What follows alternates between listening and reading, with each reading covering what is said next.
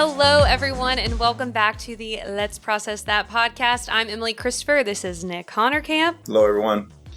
We are so glad that you have joined us yet again. We appreciate all of the love, the support. It has been awesome to hear from you guys. Again, you guys are sharing your stories, your experiences, especially to the necessary endings, with the criticism stuff, how you guys are walking through different seasons. It's just been awesome. And so we just really appreciate every single time you reach out and you share your side of things or your story or whatever. It is just a blessing to us to be able to hear that. And we just say, more, do it more. I love every time somebody just sends me one little thought. They're like, this really resonated with me. It's awesome. Wonderful. Yeah, I get the same thing. It's the feedback is wonderful, but also the conversations that are coming up. One of the things that's been the most rewarding for me is people saying, finally someone's talking about that, or I feel heard, or I feel understood. Mm-hmm. This doesn't get talked about a lot. And so that's been rewarding. And again, I'd much rather us bring awareness or us have the conversation without getting all the conclusions, coming to all the right answers. But somebody saying, I feel like that somebody gets it. Somebody's understanding what I'm walking through. And that's not something we normally hear in conversation. So that has been really wonderful. Absolutely. And that leads us to how this podcast is going to go for today. Because what we're doing is we're taking any and all feedback and we are tailoring that to the direction of the podcast, because we do this for you guys to be able to be in the conversation as well, to also discuss things, as Nick was saying, things that are not always the most comfortable to hear or process through. And we want to be able to take those things and bring it here. And so that feedback is really powerful, which leads me into a reoccurring theme that kept coming up as we were reading through messages, comments, all that kind of thing, was identity in different seasons. And how do you stay true to your identity? How do you process your identity in different seasons? How do you just walk out you when there may be a shift in your life? Or you may not, this may be the first time you're ever stepping back and being like, who am I? Yeah. What do I love? What am I good at? How do people value me? What do they see in me? All these different questions about yourself. And I think Nick can resonate with this. We have to take care of ourselves. We have to know ourselves. If not, you will be drained. You will be exhausted. You will be unhappy and unsatisfied. And, we believe that we were created with purpose and that we were put here on earth to help people, to love people. And so if I don't have that inner peace and that inner knowing of who I am, I can't do that to the best of my ability. And we also know that every season of life, we're not going to always be the best us.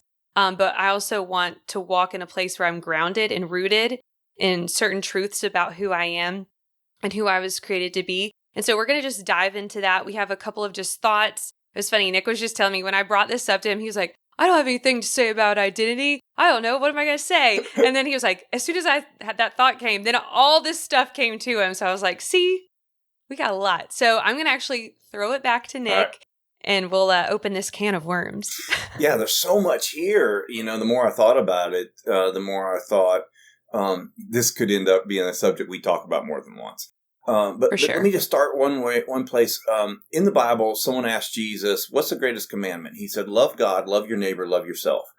And most people wouldn't disagree with that, but there may be some folks on here that do.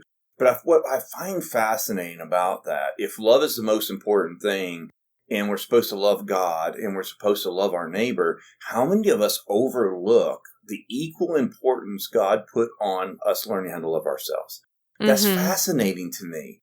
And a lot of us don't know how to love ourselves. Then I started thinking about something, Emily, that most of us form our identity around how other people define us. And it starts with our parents. I mean, it starts with our parents, what our parents say about us. Then it's school teachers, and then, how we fit in with other kids around us. And think about how many things we use to define our identity before we're even out of our parents' house and on our own to figure out what we like, what we want from our lives. And that's why I think it's so, you're going to talk about something about, getting around, being uncomfortable, putting yourself in new opportunities, because if you don't, then the only voices speaking into your future are the ones that's already defined who you are based on 20 years ago. And so, I think that we have some parts of our identity that never change, but I also think our identity is constantly changing in different seasons of our life. And I guess let me just say one thing, and then let's you and I process all that. There's a phrase I used to always say, and I still do, and it's that you can't be fully loved until you're fully known. And sometimes we project a persona of what we think people want us to be. And if we're really successful and we project that persona well enough, a lot of times people will fall in love with our persona, but it never hits our heart because we know we're not truly that. So I want to just suggest that the first step in embracing our identity and our changing identity is having the guts to be yourself, having the guts to say, I don't like beets. Having the guts to say, I'm a morning person, or I can be sharp and critical and I am quick. And owning some of the things that in this season of my life, I want to be led by joy and not by responsibility. But I think that the first step of embracing our identity is having the guts to just say, this is what I want. This is what I need. You don't have to like that or agree with that, and practice that. I think too many people are hiding behind an image of someone that people expect us to be. What do you think about that? Woo. Okay, so as you're talking, it's crazy how with the human experience, we try so hard to morph into something else so that we will be accepted. Yep. But we're not accepted for who we really are, so then we're in that internal struggle. Absolutely. And if we would have just been ourselves from the beginning, our people that love and appreciate who we really are would automatically gravitate towards us. True.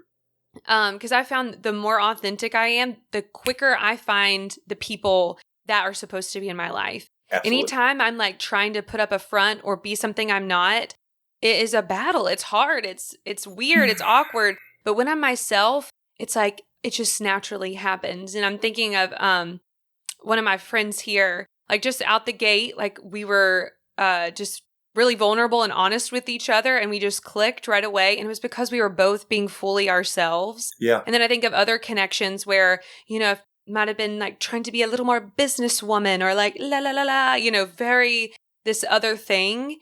And it's just not clicked, and it feels like it doesn't fit.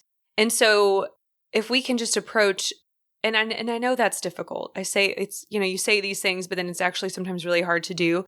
But if we could just be our authentic selves, and I believe your authentic self can be professional. Your authentic self can be silly and fun. Your authentic self can be all these different things, because it's going to look different for everybody. But if we could really own that, you would feel so much better in your own skin. You would feel so much better being fully transparent or saying yes to things, saying no to things. If we could just go ahead up front and be that. I love it. I was go ahead. Well, no, I was just going to say, you go ahead, stop it and go. So a little story. I was in a like one of these classic personality taking test things, and there was someone in this group, and we were all taking this personality test, and this person's results came back, and like the whole group shared their results.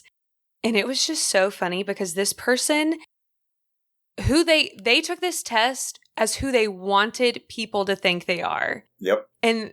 And of course, when they took the test and they put all the right answers to fit into this one box that they really wanted to be in, when people heard that was their answer, everyone eye rolled so hard. They were like, this isn't, like, it was weird because it was like, this is not you even in the slightest. It was just so funny that I was like, this person is lying to themselves. and is trying to now get all of us to believe this thing about them. And we were just like, dude, what? But it's just interesting. Again, we do a lot of things because we want that perception and that persona to be put out. But you can't fool people. Like, you can for a while, but like some things are just so obvious. It would be like me being like, yes, I'm very shy and reserved. Like, you're with me for Not 5 minutes and you buying it. know that's not right. So anyways, that was just my other little thing. I'll save my little story for in a few minutes, but you Okay. said something that I thought was really interesting. A long time ago, my pastor said the two greatest adventures you will take in your lifetime is one, discovering who God is, and number two is discovering who you are. And I thought that was just really brilliant, and that I am an adventure, and that I am supposed to explore myself and get to know myself. And to your point, how many people take personality profiles and stuff like that? Enneagram, just when it hits so big because everybody's trying to figure out who I am, what my wing is, who do I work best with, and what's the challenges if I have this kind of person in my life.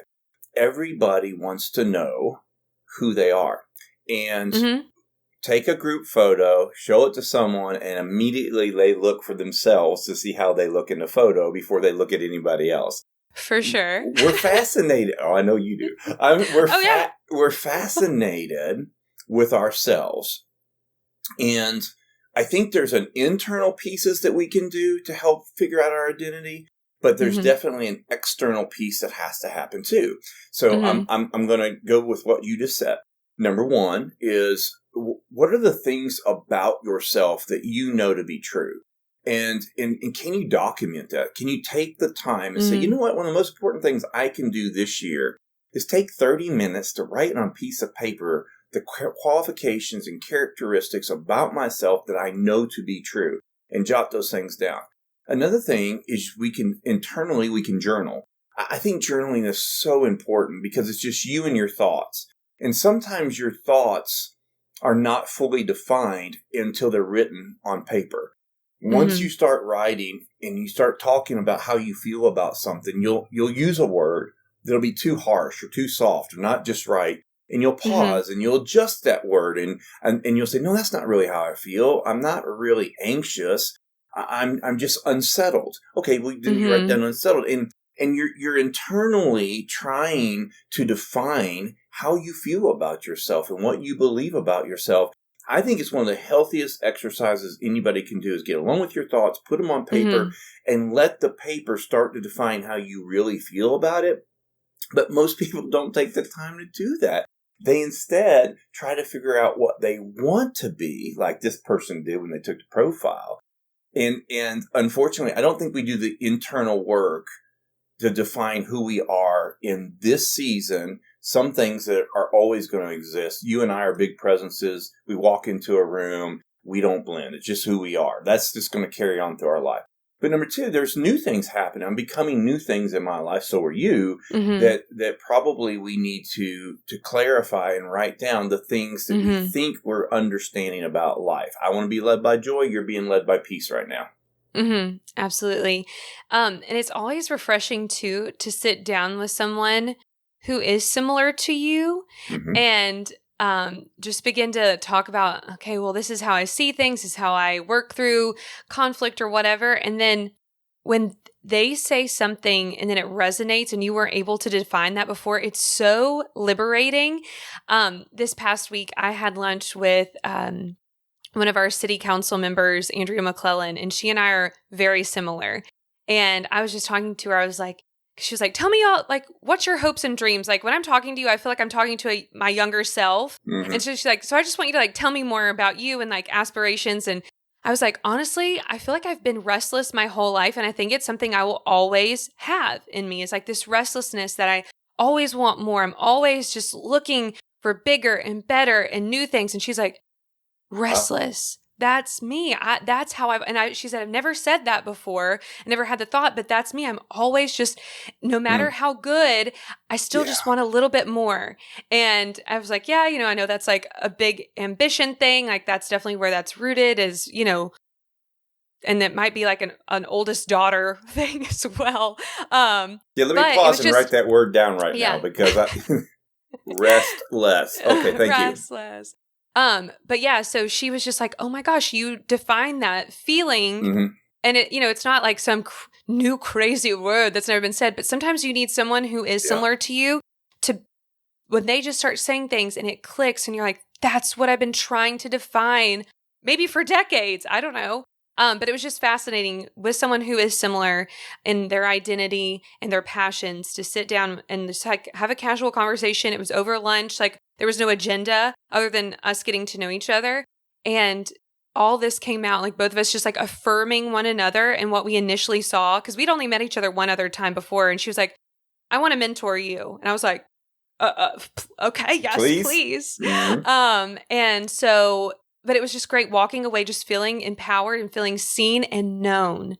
Like, I was like, I had lunch with her for an hour and I feel like she knows me and I felt valued. And so that's another really powerful thing as well, with that human connection and that mirror sometimes put up in front of us. Em, you're right on it. I'm leaning towards this internal piece because I really feel like that there's a half of your identity has to be defined by you. You get to vote. Mm-hmm. You get to be a part of. The other half of your identity, though, is only really discovered by reflections from other people.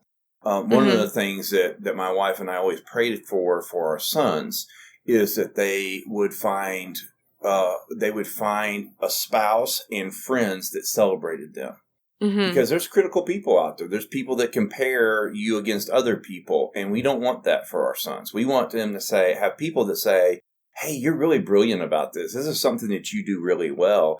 And there's a part of Matt Tommy is this real, he's this mega guy with art and with digital media and stuff like that. And he says this, as an artist, you have to be uniquely you, but then you also have to submit it to the marketplace, and the marketplace will refine it and reflect it. They'll give you feedback.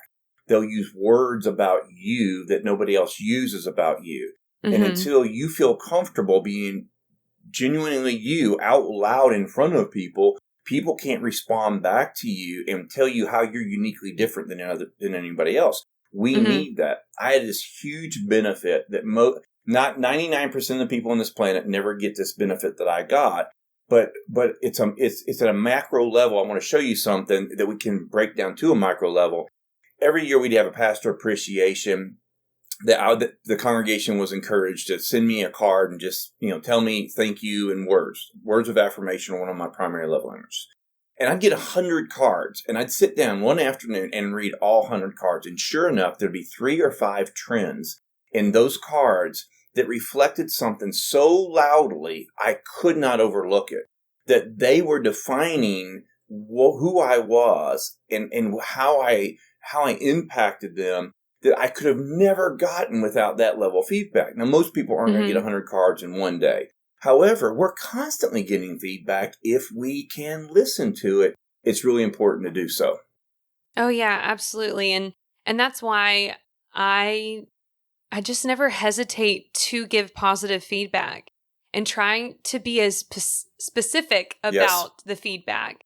Because I love just affirming my team on little tiny things that I see, any kind of trend, any kind of like brilliance. Like I immediately am like, oh my gosh. And I think that is a little thing missing. Yep. Especially on a professional level and a leadership level, which you and I have a lot to say on leadership and we'll definitely get there. But if leaders, managers, whomever could start getting very precise, it does take some intentionality, but if you care about your people and you want to lead well, you'll notice those like minute little things that are so impactful. And you've always been great at this. Like there were things about myself that I didn't know about myself until you would say it because no one had ever said certain things to me before.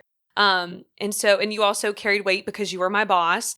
And so we have to all realize that, and even if this is a close friend, like it really matters that the people in our lives call out the brilliance and affirm us, especially if there's something new we're trying, there's like a thing we're stepping out into the unknown, all that kind of stuff. Like it needs to be affirmed. It really carries weight. So 2 things on that. Number one, I was out to dinner with 6 friends and one of those friends is a force of nature, a lot like you. And they had called ahead to make reservations. And when we showed up, the restaurant, the 19-year-old girl behind the counter said, we don't do reservations, but I will set you up a table. And our friend said, I called in and I made reservations. She says, well, ma'am, we do not do reservations. You called and informed us, but we don't have a table, but we're going to put a couple tables together. We'll have you ready in any second. This young lady handled her so graciously. And our friend was nice. They just were like, I called ahead. I sort of expect you to have us ready. And when the girls sent somebody else over and they set up the tables and all of us started heading that direction, but I stopped and I went back to the girl. I said, girl, you 19 years old. And you handled that with grace. You handled that with professionalism. You did such a great job. You are amazing. And she says, this is my first big girl job. And she says, I'm really trying. I said, well, I'd hire you if I had a position open. That's how tactful she was in handling this situation with people that were much older than her. She really handled it well. And I say that to say it cost me nothing to wait 30 seconds and tell that young girl that what I saw in her was a brilliance that most people at her age could not have pulled off. And it doesn't take a lot to have to do that for people, but we should do that for people. Yeah. I mean, could you imagine if we all did that once a day? Not even once a day. If you did that once a week. Just like find one person and tell them something that they do genuinely do and do very, very well. It would be powerful. And especially those of you, like I said, in any kind of leadership position, no matter how big or small your team is.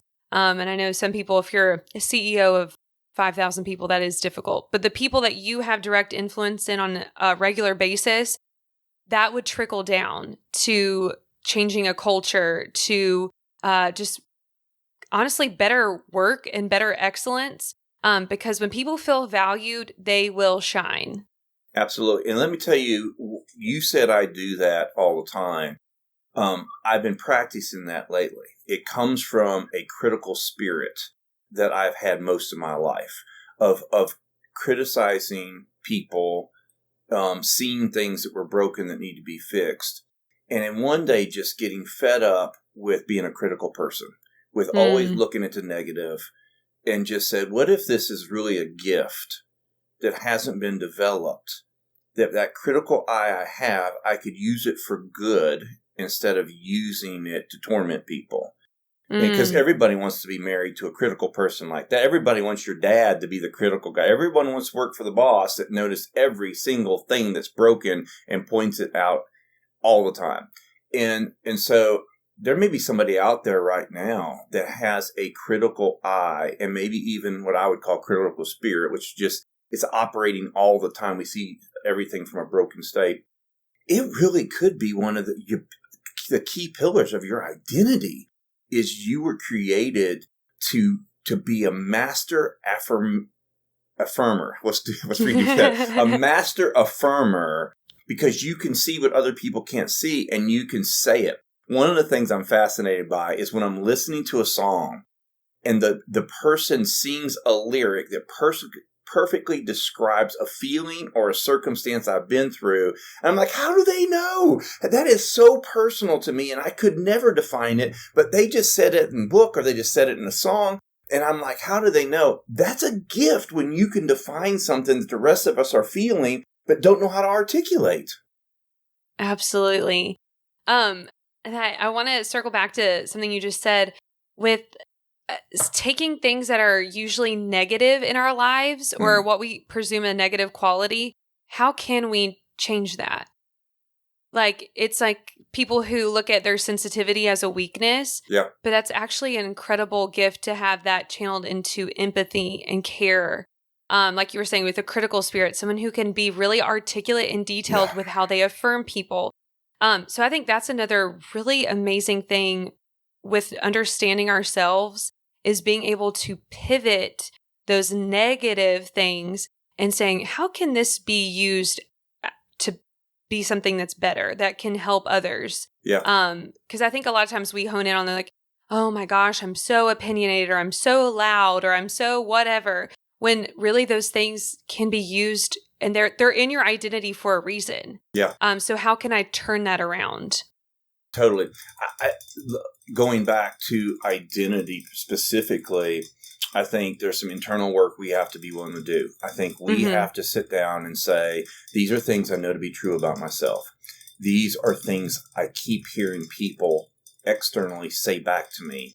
This is the third time somebody has said, you're a very generous person. Well, write that down and add that to and to the inventory of what you already know about yourself. And then I want to talk about the past and the future for just a second. Sometimes the very worst people to help us define our identity in this new season are our parents, family, and relatives, because they have all this history of who you were at 4, 14, 24. But those things don't get to define who you are at 34. And unfortunately, they have too much history to be able to help you define who you are in this season. Sometimes we have to limit those voices because, I remember you used to do this when you're 5 years old. I'm not 5 anymore, and I'm walking in a new season of my life. And so, maybe you could speak to new seasons, new friends. You're the one that just moved and started a whole new journey. So you know some things I don't know about that.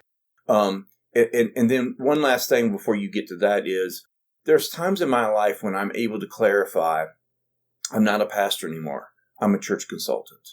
I don't want to be led by responsibility. I want to be led by joy. I don't want to be led by expectations. I've lived under expectations way too long. I want to live under authenticity to myself first. And in doing that, sometimes I have to say out loud I have to speak to the future. I have to speak it out loud to my current group of people and say, by the way, I'm changing from now on. I'm being led by joy. It's going to be a bumpy road. I might fall back from time to time, but this is where I'm going. And people can adjust their behavior to you if you know where you're going. And so be careful about the past. Make sure you speak to the future. And then maybe you could speak to what it's like to be on an adventure, new journey, get outside your comfort zone, making new friends. What have you learned about your identity in this new adventure you've been on? Yeah. So with that, you do have to constantly remind people and speak up for yourself and put boundaries down. I know I've mentioned this in other podcasts, just when things are brought up in certain conversations, I'm like, we're not talking about this. And I'm very clear with, and being very gracious, but very clear about that boundary. I was out with friends last night at dinner, and one of the girls, she was saying how her mom will want to come over to her house, but her house isn't spotless. And so she'll be like, okay, Mom, well, I'm letting you know I've had a long week. And if you come in here and you make a comment about the house, you will be asked to leave. Oh my gosh. I was like, wow. Oh. And of course, we were talking about like, what's it like to set boundaries with your parents? That's another level right there. I was like, that's incredible. But yeah, you just have to constantly like train people how to treat you. Yeah, and we've spoken on that, but that is something that will continue happening, especially when you're transforming, when you're growing, when things are moving around and you're learning and you're having to define, you will have to do that. And they get to vote. Are they going to love and accept you in this new season, or are they not? Is that relationship going to look super different now? And that's the painful but okay thing, is you have to be okay with understanding that there's some people who are just not going to accept your new boldness or your new lifestyle or whatever. And you have to love yourself enough to let that go. So, you just brought up a question. Would you say that your new identity is outside your comfort zone? That your new identity, well, let me say this. Let me say this because I do want to answer that. So yes and no. Okay. Yes, outside of my comfort zone, as in it's just like uncharted territory. Yeah. No, in the sense that I feel like this is always who I've been. Yeah. I've just been like muted or toned down before. And now I really feel like I'm just walking in who I am. Right. So there is like a little bit of that tension between yes and no. Yes, as in it's sometimes hard because I'm having to define things for people or relationships that I've known for years. And then no, in the fact that I just feel like I'm myself. And yeah, it's easier this way. So don't you think most people establish their identity around roles? I'm a wife, I'm a mother, I'm a plumber, Mm-hmm. I'm a pastor. In seasons of their life, I think that what we're talking about is trying to identify who we are as a person that's consistent no matter where we go. And there may be times in a new season of life, I love what you just said, because in a new season of life, it's like a piece is knocked off and we can see you more clearly. There's a constant ongoing evolution of becoming who you are always created to be. But when you're young, there's so many other people's definitions of you can't find yourself. And as we go through life, have new challenges, make new relationships, then we can more clearly see who we always were, but could not see in those seasons of our life. Would you agree or disagree? I would agree. Okay. Yeah.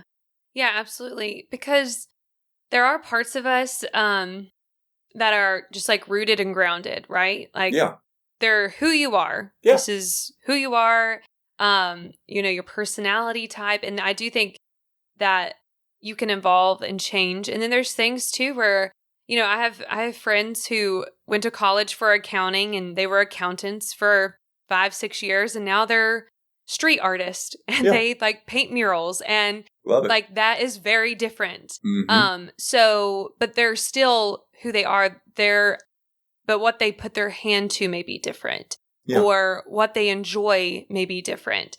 And so I think that's the fun part is that we can have these foundational things, but then the fun part is when all these other like little branches of the tree get to explore new things. And that kind of leads us into that whole comfort zone thing where I think a lot of defining ourselves is when we are willing to step outside of a comfort zone. Because that's when we will find out like, whoa, this is not for me. Yeah. Or, oh my gosh, that was so fun. I should have been doing this a decade ago. Yeah. Or whatever. But that comfort zone allows us to explore. And I think that's something that a lot of people are terrified of doing is just exploring things that they are interested in or things that may shake their lives up a little bit. So 2 things jump into my head. 2 stories. I'm not saying we throw our parents away because our parents do have some insight, but if we're going into a new season, we have to have room for some new voices. I remember when my son was 18 years old and did not get into the school of music he wanted to get into, so thought that he would just change careers and go into business. And I remember looking at him and saying, Caleb, when you were 2 years old, you used to pull the lampshades down and use them as cymbals, and you'd pull out the pots and pans and made your own drum kit. You've been a musician your whole life. And music school is just not the direction you're going. You can't go into business and compete against people who are called to go into business when you're called to go into music. And he made a turn, that pivotal moment. He made a turn and stayed in music. And today he makes his living in music. And it turns out, I knew he was supposed to stay in music. I didn't know where all the bends and turns would go. But I needed to speak to him in that moment and say, you do what you need to do. But I know one thing, you have been a musician your whole life. The other example is you, young lady. I remember when we would have conversations about you doing some of the things you're doing right now. And I would just say to you, Emily, you've always bet on yourself. It's one of the characteristics I love the most about you is you're willing to take the pain of the loss, but you're not willing to take the pain of sitting on the sidelines and letting everybody else make your decisions. And when you bet on yourself, 95% of the time, you end up winning and landing on your feet. The other 5%, you learn something, you double down, and you keep moving. And it's one of the things that I didn't tell you to take the jump. I just reminded you of who you were. Does that make any sense? Yes, yes. And I think that goes, again, I think all this is circular.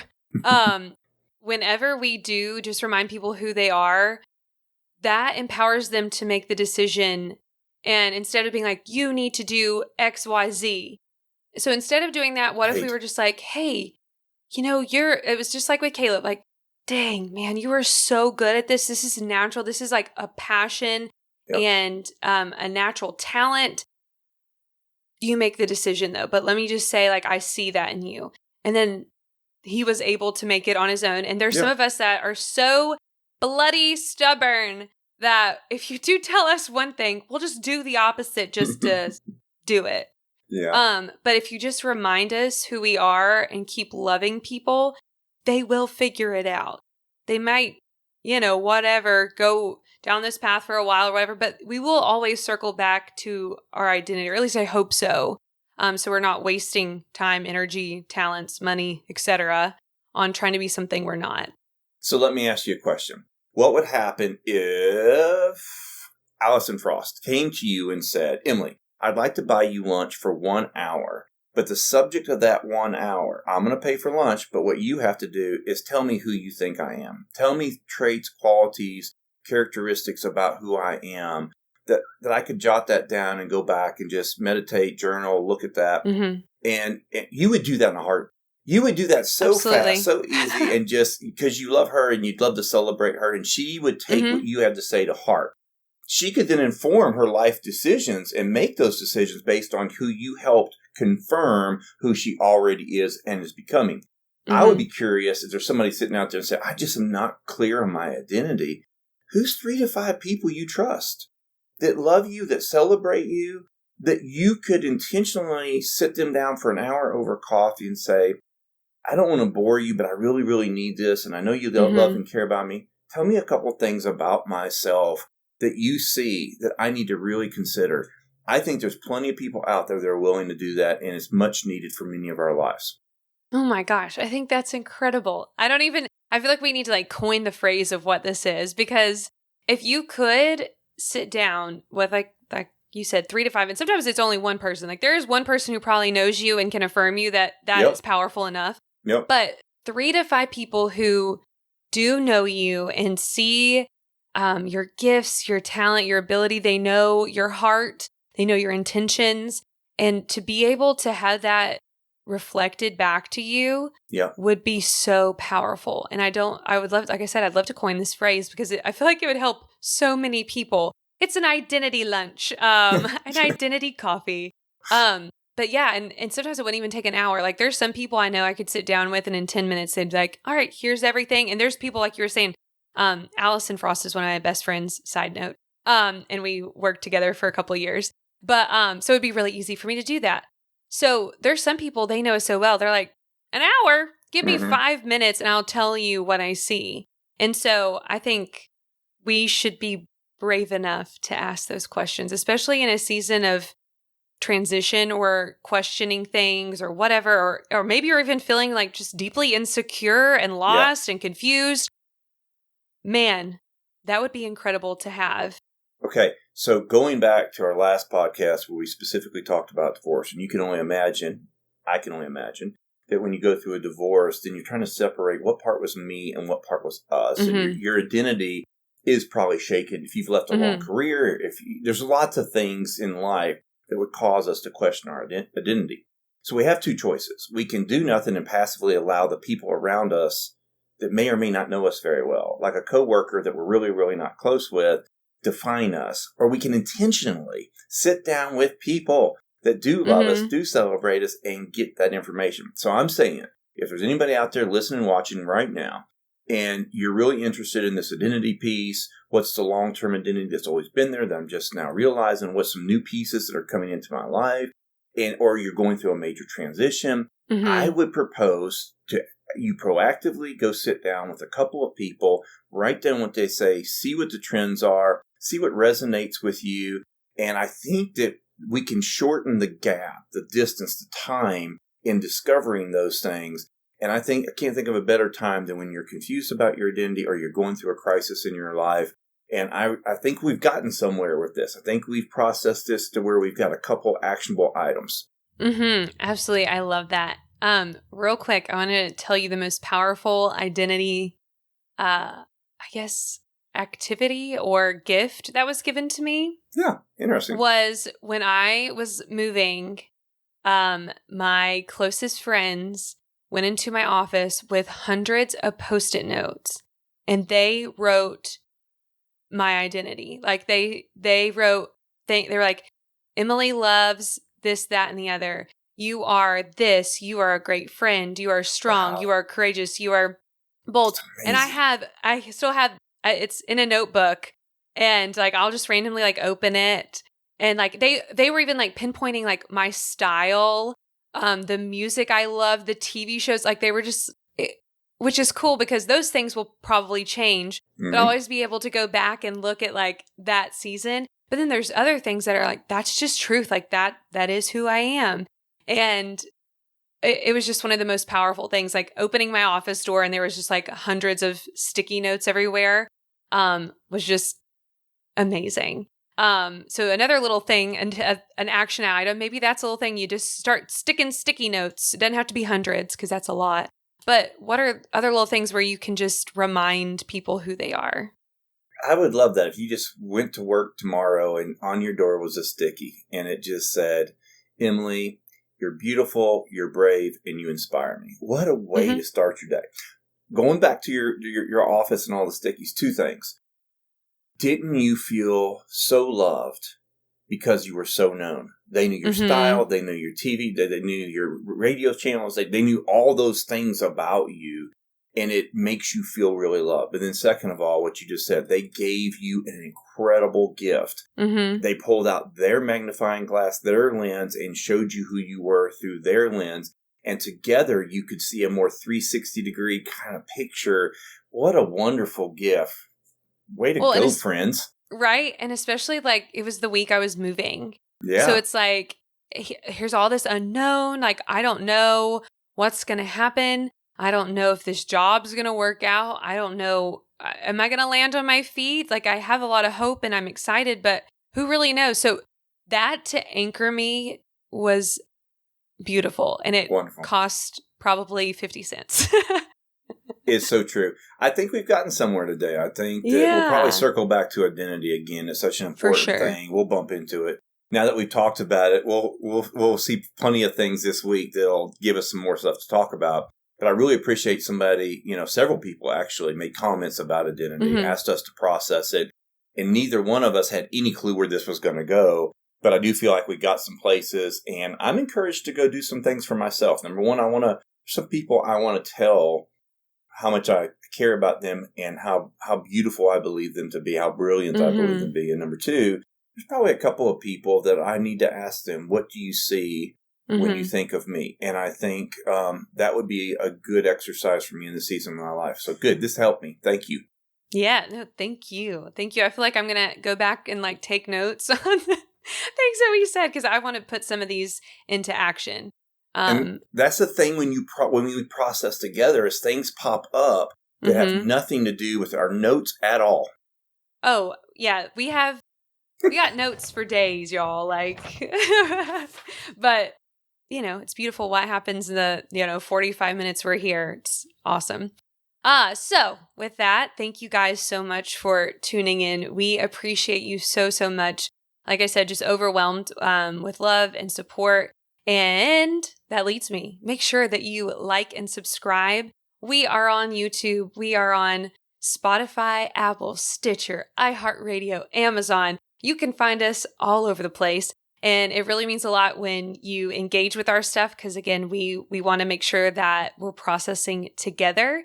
And we do hear you guys as you ask for ways to join in, and we are working on things. Like I said, I think I said it in the last one, we are working on some things to come probably later in the fall, maybe like a group Zoom. I don't know. We're just open to all kinds of things. If you have ideas, share them. But this is nothing without you guys. So continue to interact, continue to share. If there's somebody that you know is going through some stuff, especially with this identity piece, share this podcast with them, and hopefully it'll help them out. All right, guys, we will see you next time. Like I said, like, subscribe, follow. Have a great week.